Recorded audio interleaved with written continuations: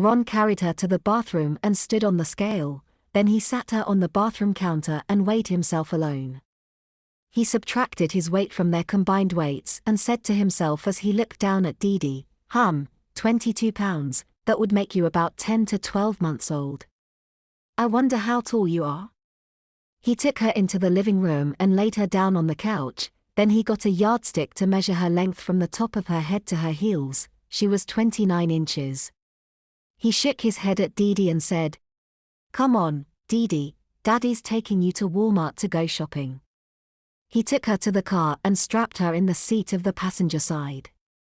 The fit of the seat belt was loose, but under the circumstances, it was the best he could do. On the way to Walmart, Ron decided that he'd have to do something about the untidy appearance of Dee Dee's diaper. He didn't want any of the mothers that were shopping at Walmart to see on her jerry-rigged diaper before he got her into a conventional diaper. His lawyer's mind could follow the chain of logic easily. Any woman who saw it would know instantly that an infant so dressed had an unprepared caregiver. The conclusion they would draw was obvious: a caregiver that unprepared must have had the baby thrust on him suddenly. The fact that he was a man who do nothing to allay suspicion. It would probably make things worse. Women are extremely suspicious of men's ability to care for small children. If he wasn't careful, they'd see her and wonder how a man came into possession of a baby. The suspicion would be that he had committed some nefarious deed. Someone would be sure to call the police to investigate. The last thing he needed was to have to explain to the police where he got the baby girl he was with. The solution was simple. If she was properly attired, everyone would assume that he was her father and say nothing.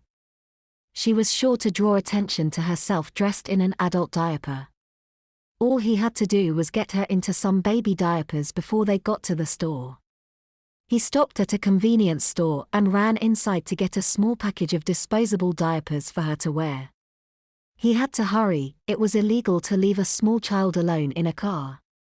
After paying for his purchase, he went around to the passenger side of the car and laid her down on the front seat.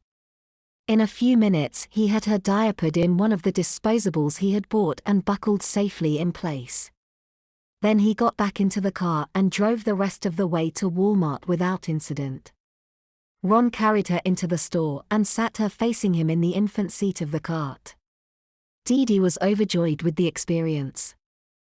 She laughed and cooed at the passerby as she gazed at the mundane shelves of merchandise with renewed interest.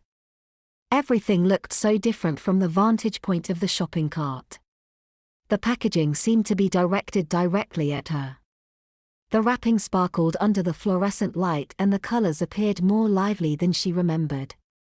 Dee Dee grabbed the heavy chromed wire of the cart on either side of her and rollicked enthusiastically.